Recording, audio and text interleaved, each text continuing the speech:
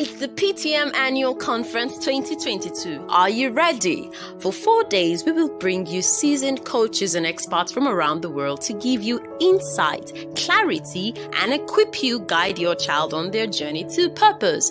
Wendy Ologe, a foremost parenting coach in Africa, Chiroze Eze, a personal development coach for teenagers, Nathalie Lefave, a holistic transformation coach and the creator of the emotion control method, Stephen Bastain, an entrepreneur, author with a passion for empowering young people, Dr. Omolola Okeowo, medical doctor and autism professional, Ochudo Ai, a certified life coach and emotional intelligence, anger management, fear mastery, and neuro-linguistic programmer with an interest in personal development and branding.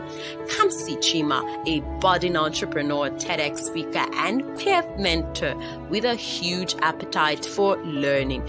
David Folaromi, addiction counselor, substance abuse coach, and philanthropist. Etima Ome, exceptional teen mentor, certified counselor, and responsible teens coach on a mission to raise responsible young adults. Aluashima Shapira, curriculum expert, a trained teacher, assessor, and trainer, and early childhood education guru.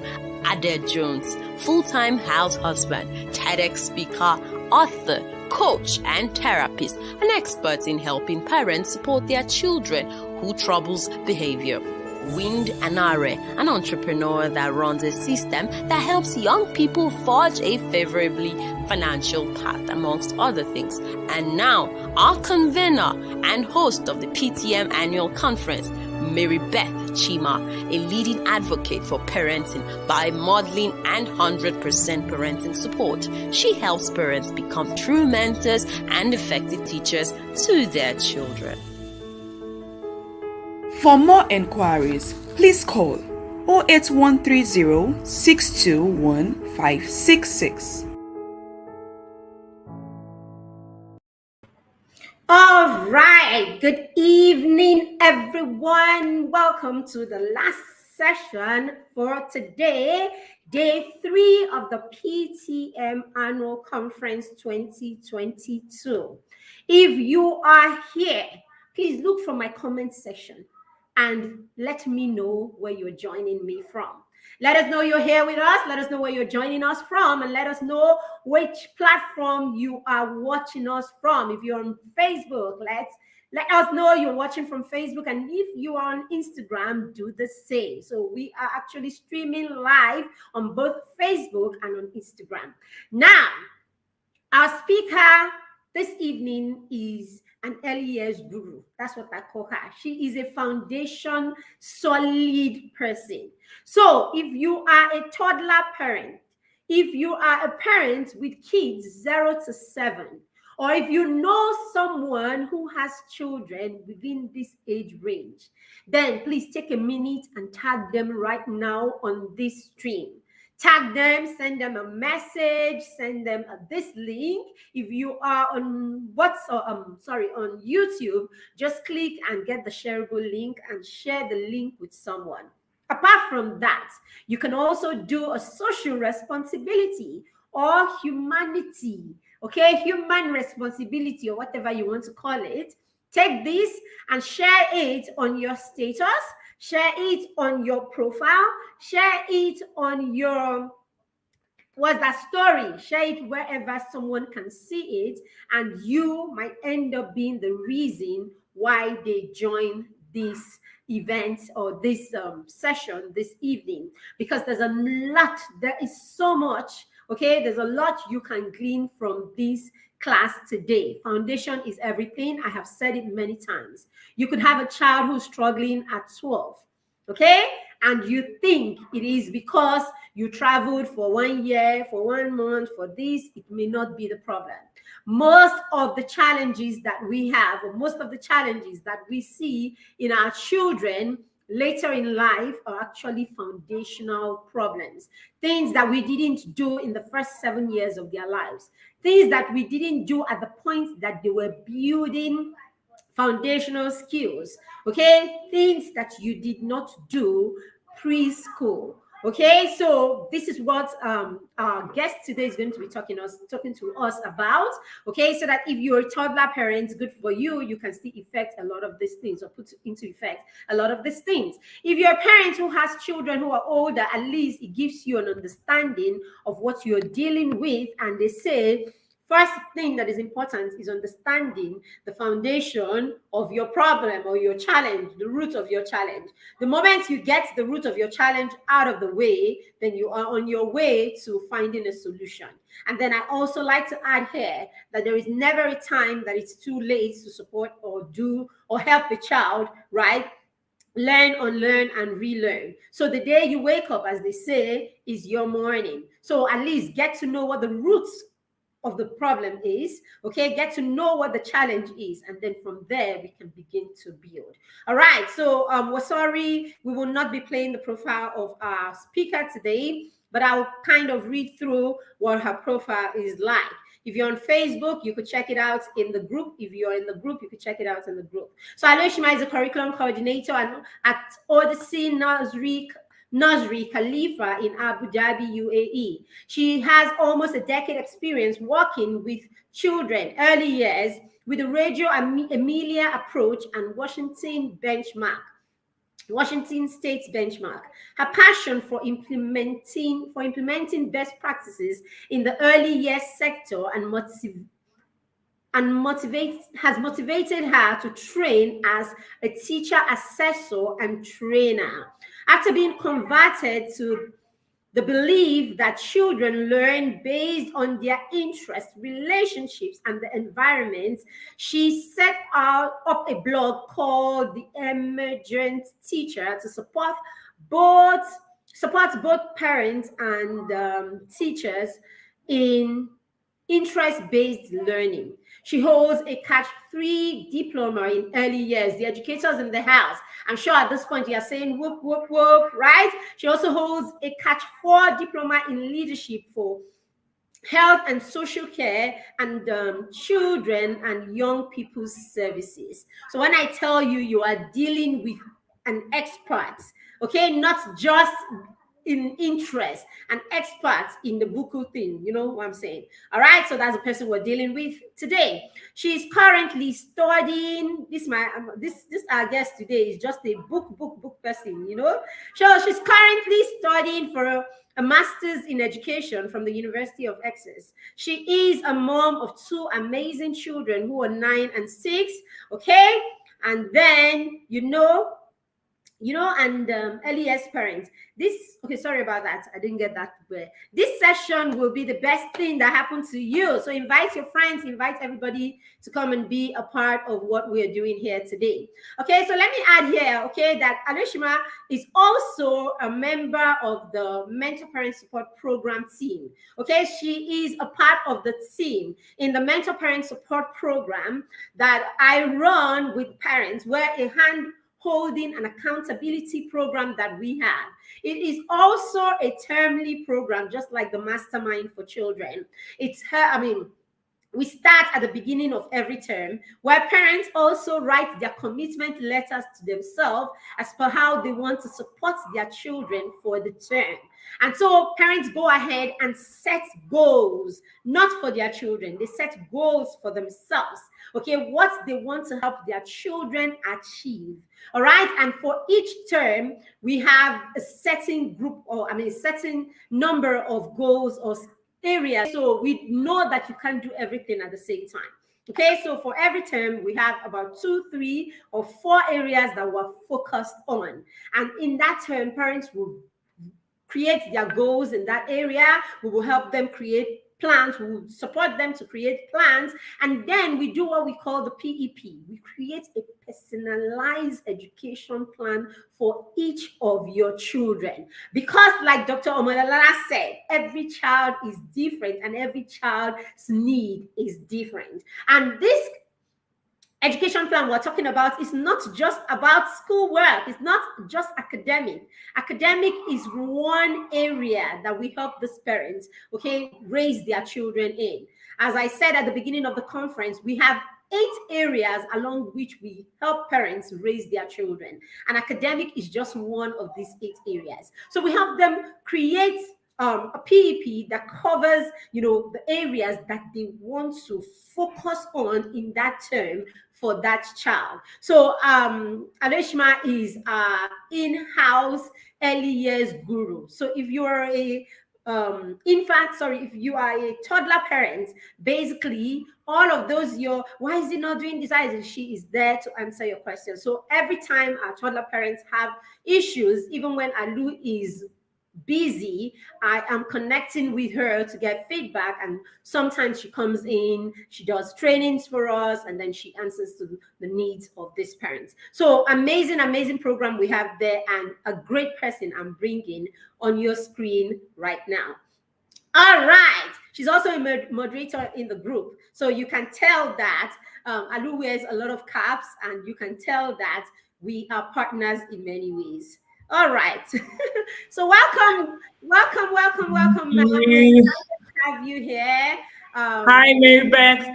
It's my pleasure to be on. All Good right. So evening, everyone. we know how busy you are.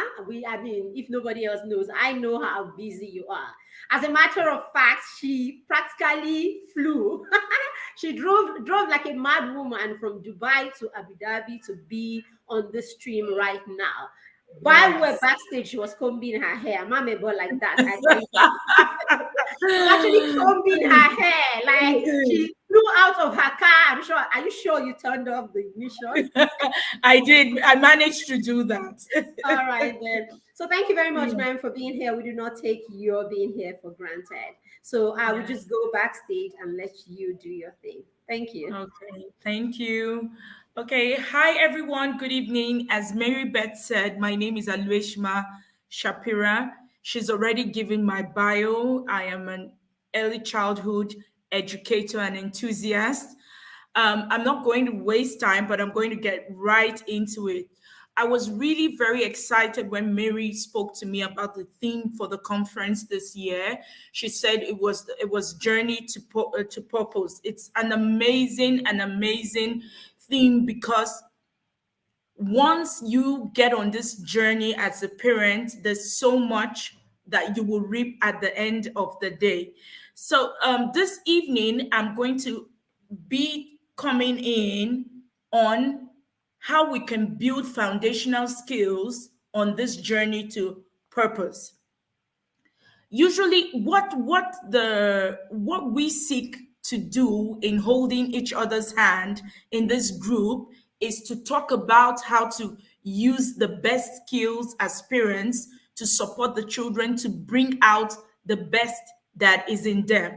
So I'm going to be speaking to you this evening basically on building foundational skills for higher functioning abilities. To succeed in life, children require basic foundational life skills. They require skills for them to succeed. Now, I would like to talk to you about a range of ways that as parents we can provide the support, we can help build these skills that the children require. Some of the skills that children require in life from 0 to 7, because these are the most important and critical years in a child's life. Some of the skills that children require: communication skills, they require strength, balance, they require endurance, character, confidence, they require problem solving skills, language skills, social emotional skills. Because at the end of the day, this is the bedrock for a child achieving his God-given purpose.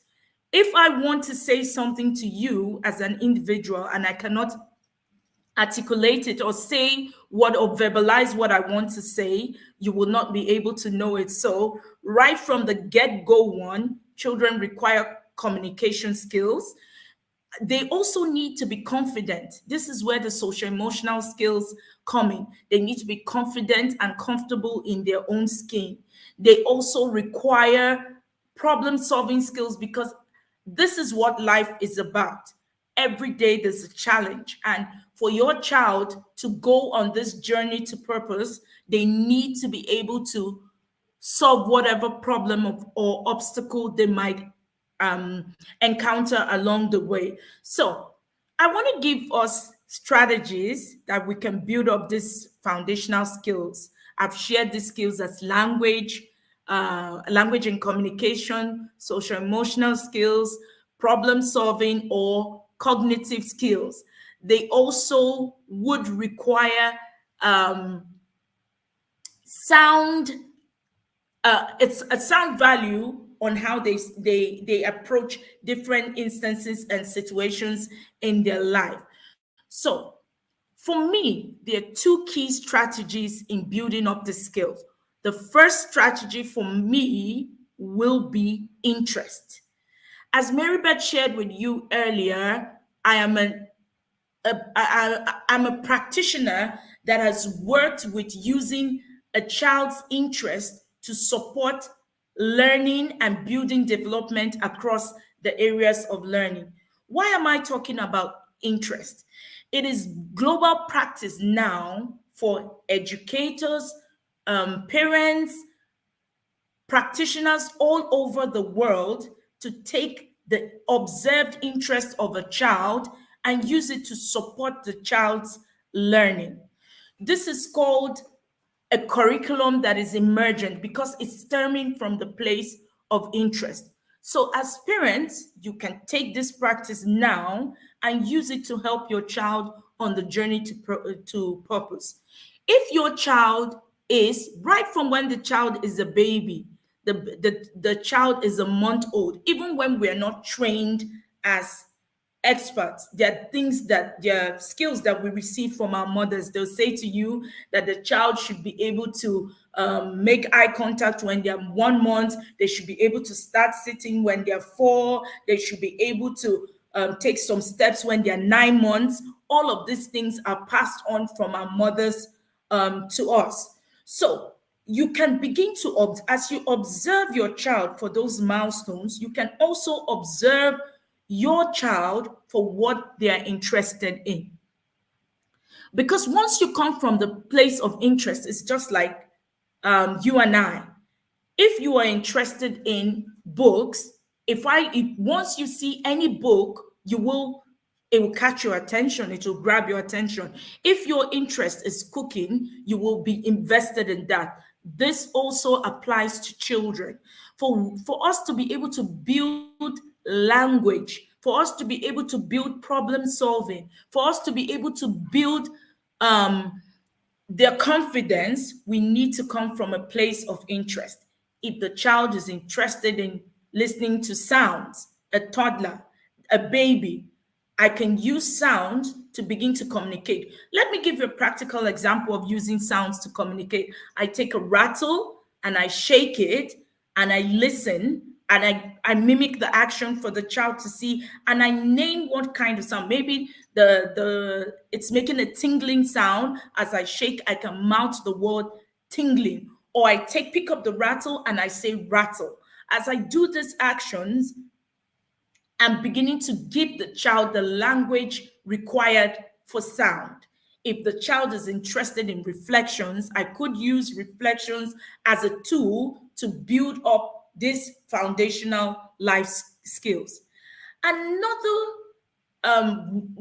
key strategy for building up these foundational skills is play. Yes, you heard me right. It is play. Research all over the world shows that learning occurs through play. I'm sure this is coming like a bit of shock to you, right? But educators around the world over have research, reading papers, there's data, there's evidence backing it up that children learn to interact or learn about their world through play. There's actually a saying that goes that play is the business of children. So you would ask me, what is play? What do I mean? What is she talking about?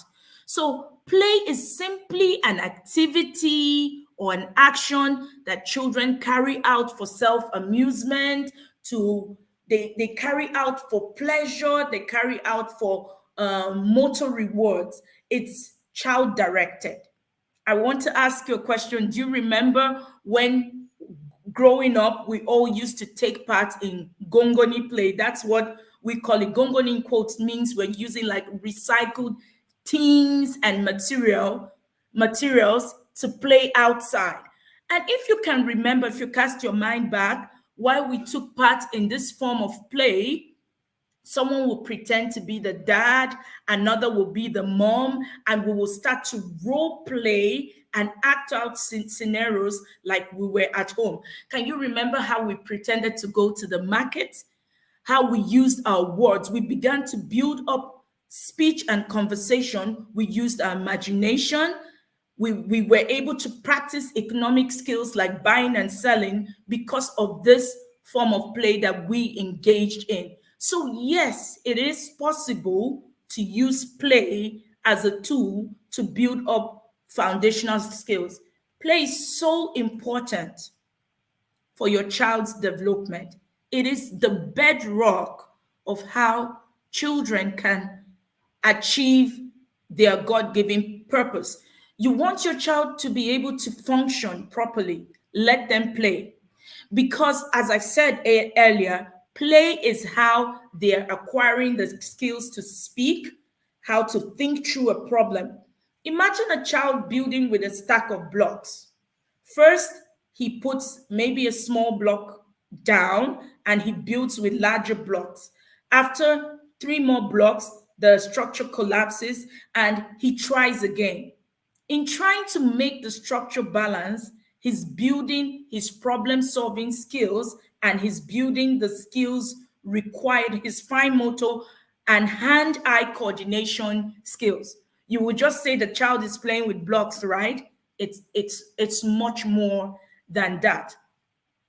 So you will ask me that what is the connection between play and purpose? We all know that purpose is what we have been created or designed or intended to be or achieve.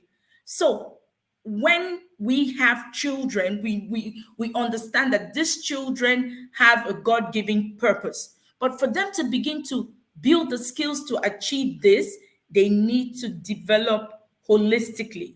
When we talk of holistic development, we're talking about development across all areas.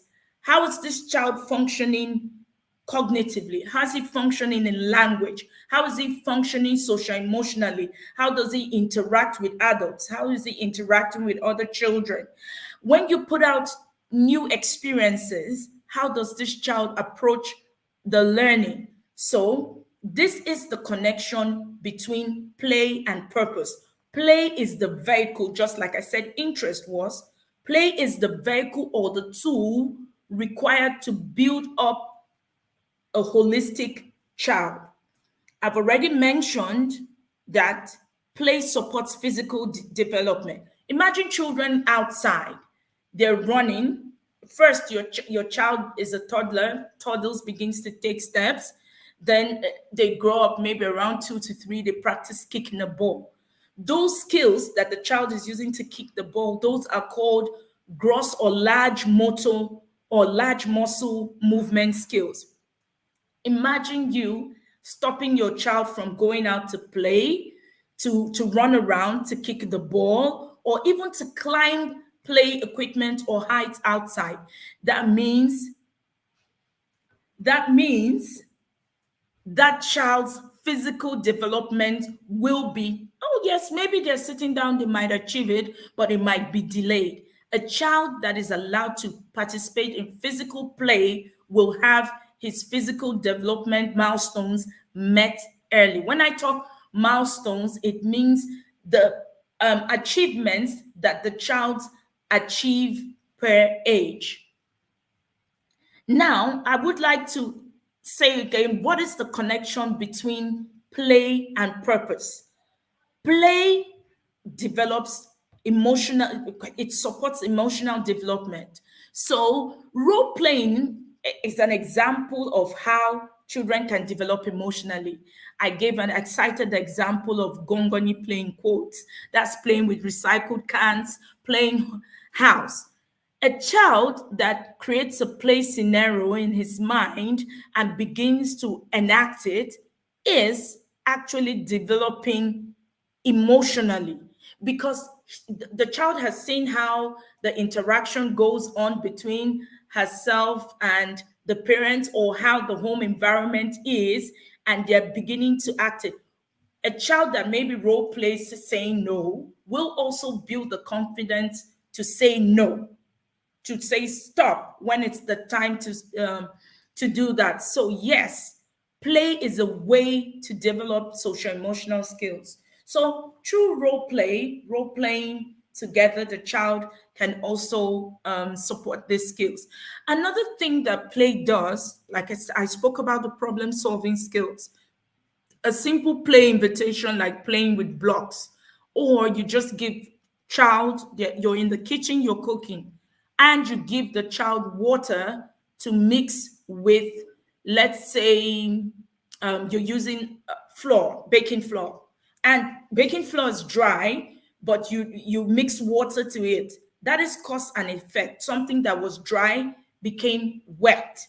So the child will begin, I'm sure they're going to wonder, or when you put a question, I wonder why it went from dry to wet. This child is going to think about it.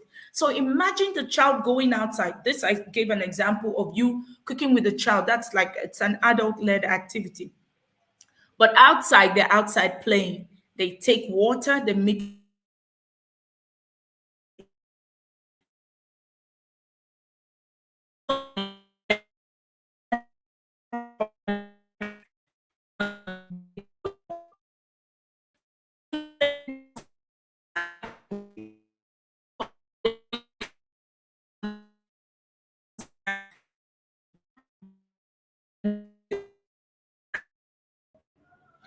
Okay, I'm not sure. Is it from my end? Is it from Alu's end? Please, if you're on the stream, let us know. Are you, if you're watching, can you see Alu? Can you hear Alu?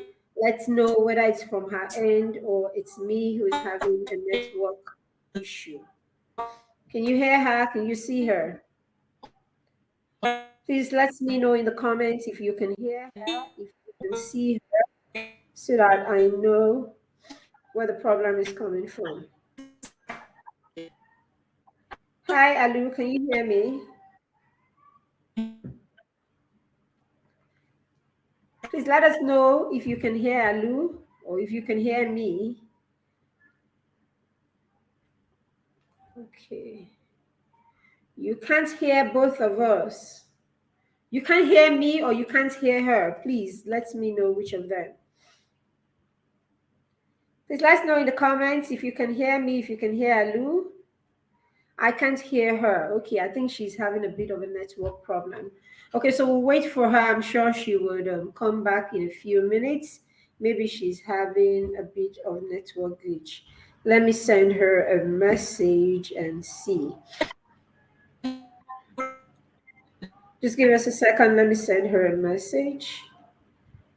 All right. All right. So what Alu was saying is when children play, there's a lot that goes on there, right? There are a lot of skills that they develop while they are playing. Okay, I can hear you, Coach. Thank you very much, Joy. Thank you. Okay, thank you, Amola. All right. So there's a lot of skills. Okay. Mary, Sorry, can you let me know if I can hear you now. I stopped speaking because you came online and you were checking if they could hear me. Okay, we couldn't hear you. You were already frozen and they couldn't hear you. So that's why I came online. So that's why I came up. Okay. All right, so I'll just let you continue now. Sorry. So where I don't know, can anyone share with me where they heard me last? You were talking of the importance of role play. So when they did I get that? When they take part in Gongoni play, or they take part in like role playing, that they're going to a shop, they're building off social emotional skills. The next thing I spoke about was building up problem-solving skills Yeah. or skills that involve math, numeracy, economic skills, creative skills, skills that are connected to family, or any science or representational skills. This is called cognitive development. I cited an example, for example, of children going outside to play with sand. They take water, they mix to the sand, and they create mud. So for them, and they start to wonder how the sand went from dry to wet. This is the water change form because water was added to it. As they're thinking about it, they're exploring, they're answering questions. This is building up their cognitive or cause and effect skills.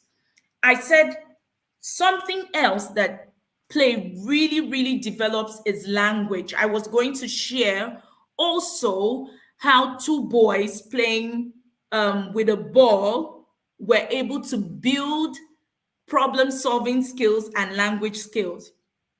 They're 3-year-olds. One of them snatches away the other's ball, and the other is thinking, how can I get him to give me my ball back? What do I need to do? So he goes, he picks up a truck, and he hands it to his friend, and the friend hands over the ball. So those are negotiation skills. And he's speaking to him. He says, take the truck, give me the ball. So he's using his words. These are children playing without adult supervision. It's helping build the language, it's helping build the social emotional skills, it's helping build the problem solving skills. So play is a huge tool to build all of these foundational skills. Children increase their understanding of concepts like size, height, weight when they engage in play. Imagine them playing outside. Sometimes they even go exploring, they go on a scavenger hunt, they find leaves, they find sticks, and they start to say, let's compare which is bigger. Or they'll be like, okay, mine is bigger than yours. They're meeting that milestone for comparison of size. They're able to sort things according to size. So you will find that the more you let the child play, the more he's building up the skills required for this journey to purpose. Because what you need first is to have the skills in place.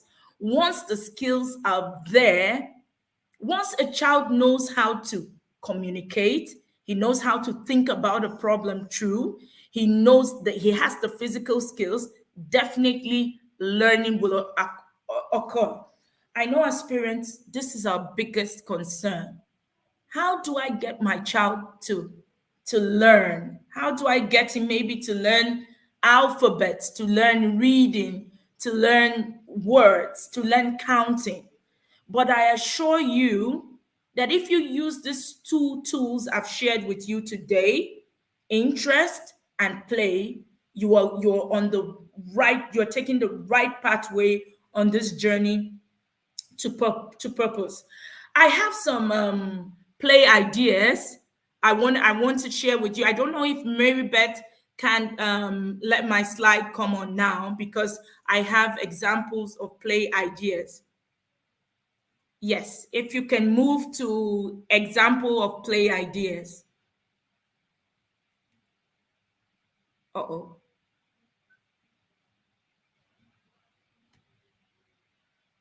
Okay.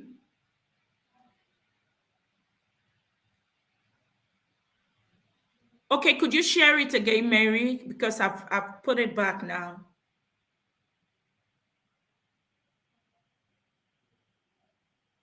Hello, Mary Beth, can you hear me? Yes, I can. I wanted to change the background to a plain background so that it's not too busy, with Okay, it's fine. with the banner that was there. So I just did. So let me Share it again. Okay, I want to give an example of a play idea. I want to talk about an example of an idea and what the benefits are. I know I've been sharing some, but I want to show you a picture here. Here's a picture of my son. He was at this time, he was almost 2. He hadn't turned 2 yet. So I wanted to expose him to colors, and I wanted him to build the skills for color sorting. So because at this age, children, they already have color discrimination, and they're expected to be able to sort items according to color. I just got the cars at home. I got colored sheets of paper, and these are his toys that he had in the house at the time. So I put the cars together and I invited him to go ahead and explore the cars. He played with them, he wrote them. Then I said to him, how about we match the colors to the cars to the colors of the paper? He went ahead, and without my guidance and support, he was able to sort the colors that he saw. All he did was he looked for colors that were the same and he matched them to the papers. What is the benefit of this kind of play? It supported him to build color recognition. It supported him to build the language, because we had to talk about this. I was like, what color do you see now? He would name it. And I asked him, like, okay, where can he find this same color in the house? And he would go look for something that had the same color apart from the cars and bring it. It also built his fine motor. Those are his small muscles skills, because he needed to pick up the cars and place them on paper. But I didn't just set up this play invitation. I'd already observed him. At that age, he was really fascinated about cars. And in fact, up until now, my son is really fascinated about cars. So this is how I got him to start sorting and organizing objects at a really early age. Another play idea is outdoor garden play. I just shared this log of wood and some flowers found in the garden. This arrangement you see done here was done by a child that was playing outdoor. She pretended that she made a garden, she put the flowers around it. This play idea that she came up with her own was supporting imaginative play. I got into a conversation with her and I asked her if she could tell me what she created. She said she made her garden of flowers. She had to use language to describe how she was playing. It sparked up playing in the garden, sparked up her creativity, and it also sparked up curiosity. This is just an example of the way play that is initiated even from the child's perspective can be used to build the foundational skills of confidence, language, social emotional development, physical skills that I spoke about. So I will stop now to take some questions. If you have any questions to share with me, to ask me, and then we can continue. Okay, thank you. Wow, how time flies. As in, how time flies when you're actually you're actually having a great lesson or something like that. All right, so thank you very much, Alu. That was deep. That was very practical. So we always tell toddler parents, or we tell parents who are raising, toddler parents basically, right? We tell them that, learning at that age is supposed to be very hands-on. Yes. Learning at this phase of your child's life is supposed to be hands-on, and it's supposed to be in, what do you call it now? It's supposed to be in context. Yes. So when our children are learning and the learning is made vague, the learning is vague, is abstract, they cannot connect it to everyday life, you don't get them interested, and you're not able to tap into that real natural hunger for learning, exploration, problem solving, and all of that. And this is the reason This is the reason why children wake up and you realize they are not interested in learning.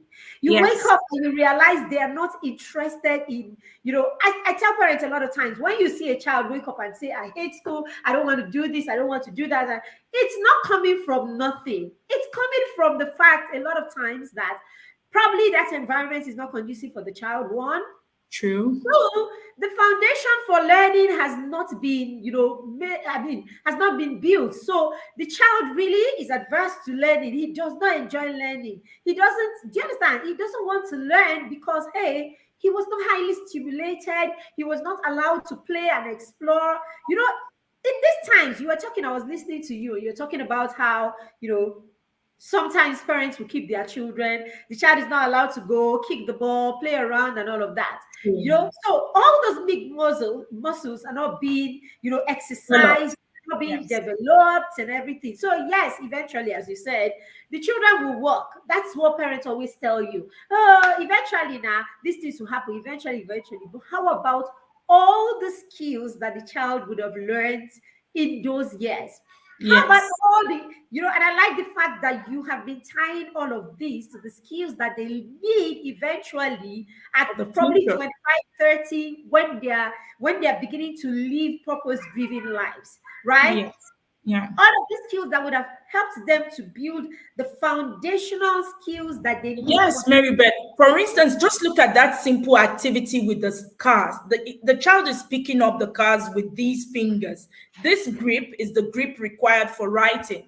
So you've not done any kind of play to extend the tripod grip, and you expect the child to start writing very well. Yes, they will write, but it will be difficult and it will be uncomfortable. It will make them dread writing.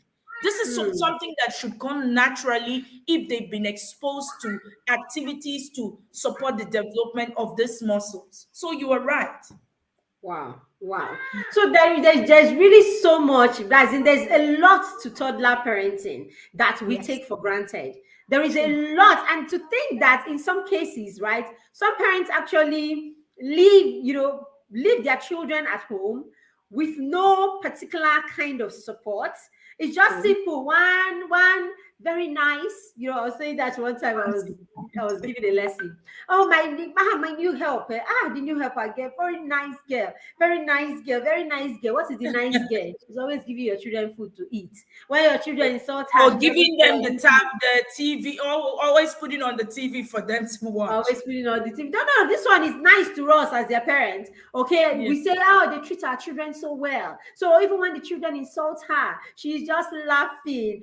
This girl, she can never do my children harm. So this is it, and this is how parents conclude that this support or this person supporting their children is good. And so a lot of times when we find these very good girls, it now gives us the audacity to go far and wide. I mean, if it was a bad girl, you probably run home at 5.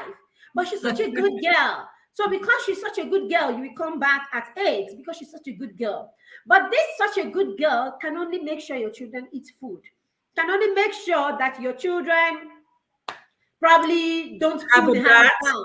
Or when they throw things around, she fixes them immediately. She doesn't hit them. She doesn't do it, so she's a nice girl. But we forget the fact that there are so many other skills these children should be developing at this point in their lives. Okay? At this point in their lives, so many other skills. Some of us, some other parents just want a place where they can drop them. So, yes, you don't have the people to drop them at home. Oh, they said they should go to school. We just go to one creche or one LES center and then we drop them there. Okay, what are they doing there? Half the time in school, they are watching TV. So most times you come, they've loaded the child with food, the child is sleeping, or the child is watching Barbie, doing like this, and you come. And when he sees you, Mommy, and then she runs to you. Knowing knowing that most of all that the child has done the entire day is watch Barbie on TV and all of that. So you see how we have all of this time, and instead of us to use this time to help the children develop these skills you're talking about, skills that they need for the future, we just leave them, we leave them with no content, okay, and then these children are growing. I always use this analogy. I say, if you like, take any child, put them in a cave, Make sure that a doctor comes to attend to them to ensure that they are well health-wise. And then make sure that you put some food inside that cave and ensure that there is a system that helps them eat that food. The Yeah. child will grow. The child will smile. The child will laugh. The child will cry. The child will stand. The child will see. The child will probably do all of these things, right? That other human beings do. But is that child trained? Has that child been trained? So it can be likened with the same things that we do when our children are between 0 and 3, 0 and 5, 0 and 7. Okay, we just make sure that we're around. When we're around, I mean, we come back and then we make sure that they have all the toys or the whatever that they say they need It's, and all of it's that. deeper than Okay. that.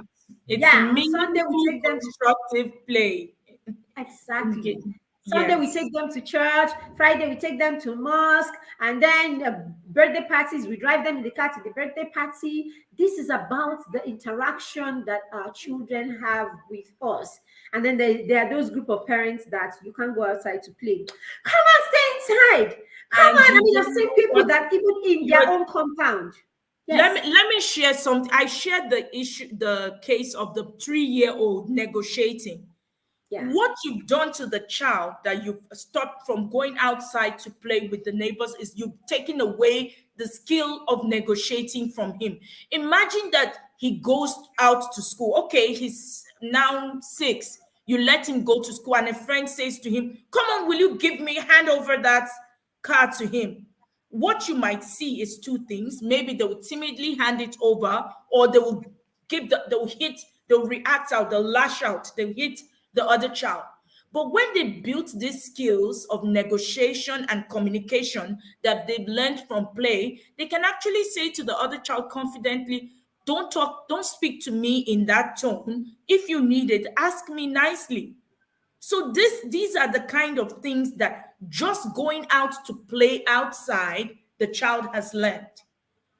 Because yes, there will always be that bully. There will always be those children that want to step on your children's boundaries. But from playing, the children will learn how to cope with all of this. Wow, amazing. I mean, I like that example that you gave, because either of this response, the example you gave, either of those two responses show that your children do not have certain skills. They don't have certain social skills, right? And they don't have certain emotional skills. Because hey, if the child is handing it completely to the person because he doesn't have the guts to say no or say don't talk to me that way, it's a problem already, because your child is timid, or your child is a people pleaser. If your child is going all right to hate, it simply means that your child's got some violence there. Because hey, it simply means that the child cannot use his words, the child cannot negotiate, the child cannot control or regulate their emotions. So the only thing, or the only way the child knows how to react to an unpleasant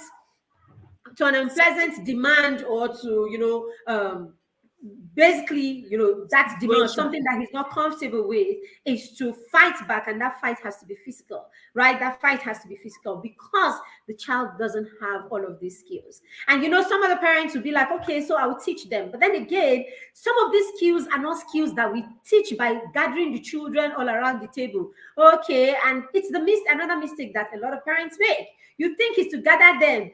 Something. There are some who tell them, when you go to school, if somebody, don't be the one to fight, to look for trouble first. So parents say that to their children, and it makes me laugh. Because we keep trying to project ourselves in these children, or we keep thinking that these children are our mates, and so they reason the way we reason, or they reason at our level. So you said, don't be the one to hit the person first, though. But if the person comes to you, roll your hand and beat him. And I'm like, really? Like, seriously? You have forgotten that you have said roll your hand and beat. So whether the person comes to us, who told you your child is able to say at this point, oh, I'm the one that is wrong? No, every child is the one that is right. Yes. Even the bully is the one that is right. Children do not reason that way, to think that it's wrong or right. I did it because, do you understand? Every child feels, if you make me feel bad, you are the enemy and I am the good guy. So that bad could be you're not sharing what belongs to you to me. You become an enemy, and I'm the good guy. You do not. Do you understand? You. Whatever it is. So that hand you're telling him to roll, he will roll it at any and every instance. The difference, the thing is, he will not be able to reason that, oh, this one came first or didn't come first. But he will take your instruction that says hit. So he will hit when they come close. He will hit when they don't come. I mean, when they start it. He will hit when he starts it. He will hit at every point. And usually parents will tell their children to do this and hit. Chances are these parents, this is how they resolve their issues too. Yes. This is how there's a question from Joy, a techie. Okay. Okogba, she's saying, while playing, my daughter's age 2 and 3 plus will always fight for the same toy. The younger one ends up crying to me. How best can I handle this situation? I would say that it's great that they're playing together. Now you can see that there's a need for you to support the skills of resolving conflicts. What I would say to you is, while you're watching, ask the younger one to as many times as you need to encourage her to stop crying, do that, and ask her to go to her sister and ask her to share. Then you need to speak also to the 3-year-old about sharing. But I know this is a very controversial issue in the education world now, because there's a school of thought saying we shouldn't force children to share if they don't want to. That is not my opinion, and that's not my school of thought. I believe in the power of talking to a child, because first, believe that the 3-year-old is capable and the 2-year-old is capable. Your 2-year-old, Joy, is probably using her words. She's saying to you, mommy, give. She wants this. She's making maybe a sentence with 3 words. So give her the words to request for the toy back, or give her the words to ask her sister to share. What a strategy that I used when I had my children were young too, were using things like stories. I would always bring books that talked about sharing, and then we will role play sharing. I will bring Teddy and Teddy's younger brother, and we will pretend to play, so I could always model the concept of sharing. But now this situation has come up, so constantly give the 2-year-old the words to ask. Tell her, I know you feel sad. I would want you to stop crying, and ask your sister, please share. You give those two words, and you also involve your 3-year-old on, start to give her that consciousness that we love to use something, that sharing is caring. Let her understand that and share it. This is how I would handle it.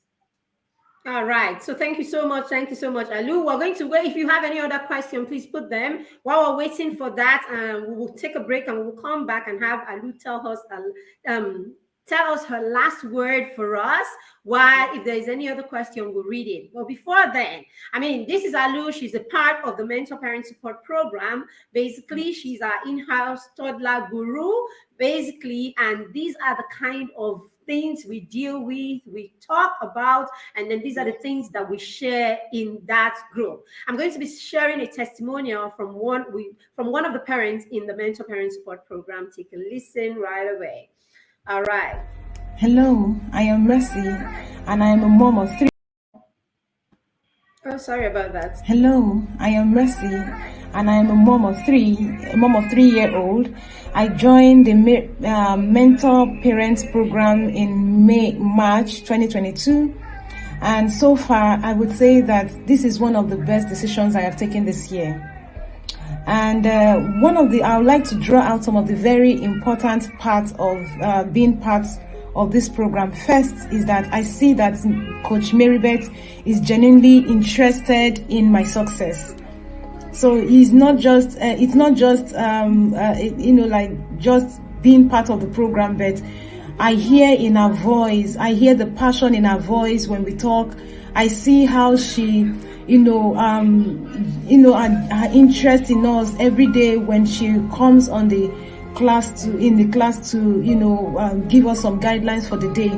And secondly, I really enjoy the one-on-one session, the access to one-on-one session I have with her. You know, it's one thing to have a map in your hand, it's another thing to have someone hold your hand and show you the way. And this is how it feels. And thirdly, she has results and examples. So every time I'm talking with her, I'm listening for examples, I'm listening for, what to change in my journey, and how to get better. I know that this one-on-one session might not always be so, but for the now, this is what I really, really enjoy and which I really, really like about this program. And lastly, I want to also add that, talking with her every time, it doesn't sound just like a mentor. It sounds like I'm talking with a friend, the passion, the softness in her voice, the gentleness in her voice, the encouragement in her voice. This is much more than anything else I can think of. I really like this, and so thank you, Coach Marybeth, for all you do. All right. All right, so that's one of the parents, a toddler parent for that matter, in the group, in the mental parent support program. So this is what we do. I always say that toddler parents are very close to my heart because for me, they have the whole, they have the child and they have all these years in front of them, and they can program and stimulate and do so much with these children at that point. So we don't joke with them, right, Alu? We don't joke with them in the mental parent support program. So the information is scrolling down. If you want to be a part of the mental parent support program or the mastermind, you have kids 8 to 13 that you want to be a part of the mastermind, then just send us a message on that number and we would attend to you straight up, or just simply write in the comments mastermind or mentor parents and we would attend to you. All right, Aloyshima Shaji Mrs., do you have any last word for us before we let you go? You're 3 hours ahead, so I'm sure it's like 8, 9, 10, about 10 you should be going off to bed. Thank you very much, ma'am. Any last words?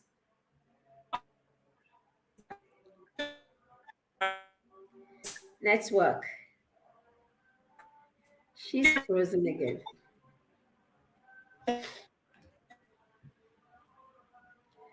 Okay, looks like Ali is frozen again. Looks like there is a bit of network issue again. Okay.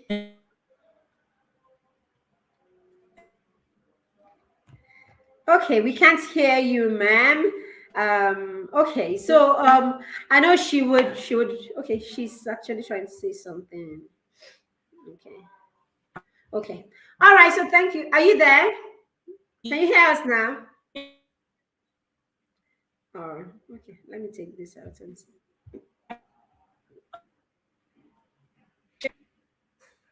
Okay, so we can't hear right now. So we will just assume that network has finally decided to bring this to an end.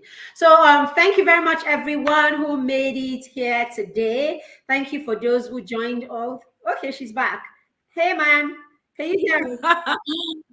Hey, okay, I can hear you now. It's just amazing how I can hear you and then you can't hear me. Oh, really? Okay, I just wanted to say that children are an amazing gift and we shouldn't take our role as guardians of their, how will I put it? God has given you a responsibility to usher them into a purpose. Don't take it for granted.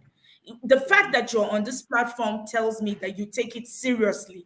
And what you're doing, it won't be in vain.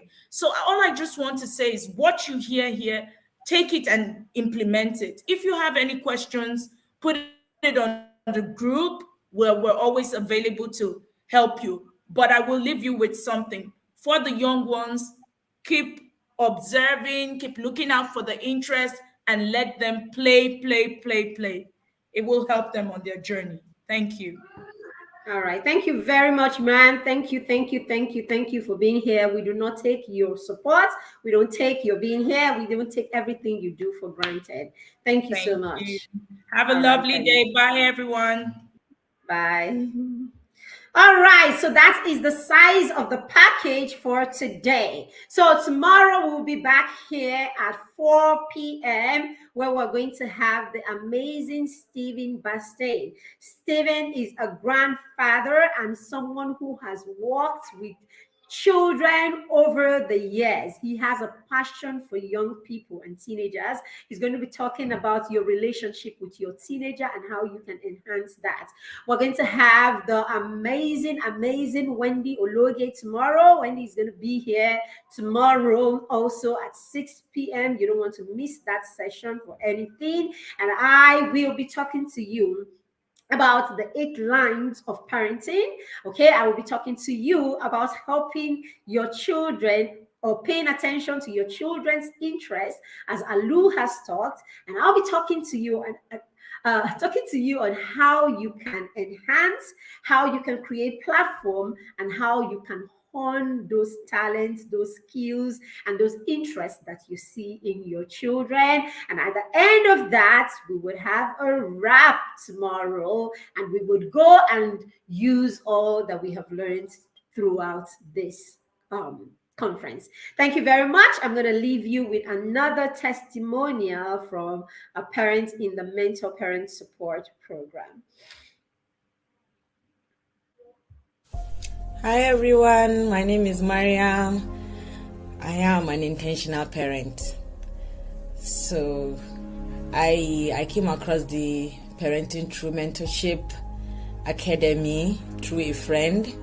He actually posted something on Facebook that had to do with parenting, and it got my attention, and I was like, oh, I would really love to learn more about this. And he quickly tagged Mary Beth under the post, and that was how it started. And I contacted her, and since then it has been an awesome time. I've bought books, I've bought the bedtime story for champions for my children. My children never get tired of reading it. I myself have been inspired by some of the stories that we read at bedtime there. And this has really helped my children with their reading habits and everything. And then I now went into the mentoring group proper, where we have a WhatsApp group where she mentors us. We give her our updates of how we give her the term. Every time our children are resuming school, we give her like a breakdown of our plans for the term, and she goes through it and she helps us go through it, tells us what to do, what not to do. One of the most interesting things I noticed is that in my parenting life, I know there are a lot of things I do that, okay, my parents did some or did not do some, but I wanted to do some for my children. But I keep thinking, this thing that you did not grow up doing something, so you think the way your parents did it is the best and stuff. So I like sometimes do things and I think, am I doing the right thing or am I not doing the right thing? So I really needed like a mentor to let me know if I was doing the right thing or not. And that was what I found in Mary Beth. So most times a lot of things she teaches, like for example, when the issue of letting our children spend, I've always thought that it's okay for my children to spend money, but you keep hearing people, don't teach your children about money, and all those things. But Mary Beth, from when I met her, I found out that she taught me that really it is okay for our children to learn to spend. Most people tell you that it's okay to teach your children how to save, but they never tell you to teach your children how to spend. So for example, my children, I give them pocket money, but I always encourage them to have a safe where they keep the pocket money. I never remembered, I thought teaching them to spend it was too early, or I wasn't, so then I hardly go shopping with them. But Mary Beth taught me that if I go shopping with them, give them, say, this is 1,000 naira, this is what you are spending, and watch them spend it.